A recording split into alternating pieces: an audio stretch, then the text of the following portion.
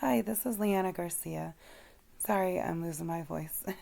This is going to be about Modular 5. The first thing, I have never really created a PDF until taking this class a few weeks ago when we had to create one and post it. Um,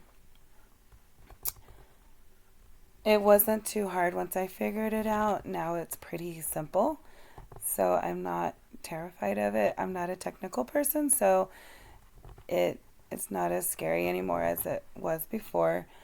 Um, my favorite ed tech resource, I found a new one called Everfi. It looked really interesting. It had a lot of, I thought it was interesting because it had actual lessons in their lesson plans and everything for you to do with your students if you're needing something. Like we have a we're doing a class that kind of preparing middle schoolers for life, teaching life skills, and there's a and the teacher, she's wanting to do financial stuff and other things, and I was looking at it and it seemed really interesting because we don't really have a curriculum for it. And so I showed her, and she was really interested because it just seemed like a great resource tool to use in the classroom for the kids. Um, and there's so many other topics in there to use besides financial. There's history, um, health and being, well-being. There's just a plethora of different things that you can look at that has everything already set up for you. You just need to get it set up for your classes. It was really interesting to me. There were some other ones that I saw that were interesting, some that I already knew, some that were new to me. It was a lot to take in. So I am definitely keeping this resource available to keep perusing to see what my options are for different areas of content that I may need to supplement in or help the students come up with something. How I'm going to organize this, I'm not really 100% sure. I'm thinking of making like a Google Doc for that has the websites and then has like what class I might use it for, the resources that are available for it.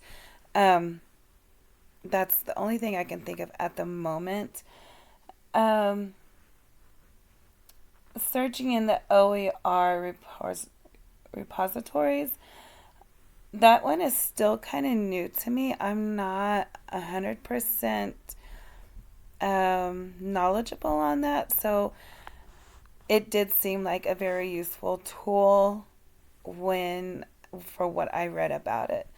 Um, since I'm not currently teaching a class, I haven't like used it in a setting where I would need it to teach. Um, but it did seem like a useful tool. I have used a webcam. I have uploaded videos before. I haven't used it a whole lot, but I have done it before. Um, it's not too hard to do. It's just learning. It's just another thing that we're going to learn. And I do feel like it's a useful tool. We have, as I said in my last video, I believe it was, we have a fourth grade teacher that when she has her larger classes, she'll use video. She'll make a video of a certain assignments and she will upload it to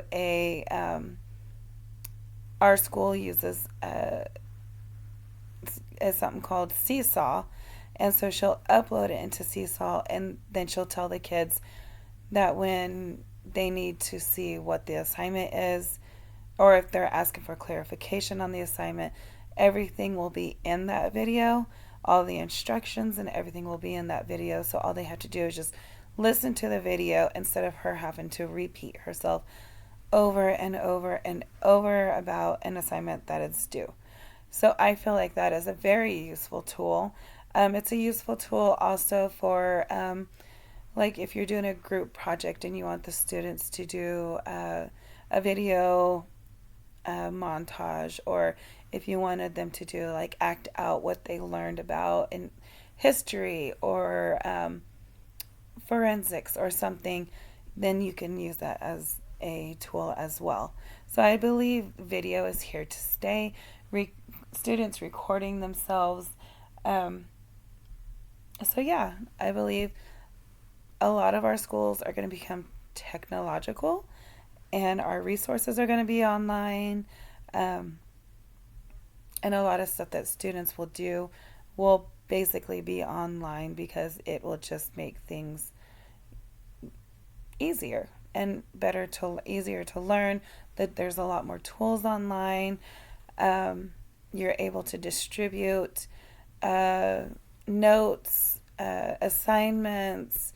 You're able to check for to see if kids are actually retaining what they're learning through online resources. So that is my reflection on lesson 5 or modular 5. Thank you very much.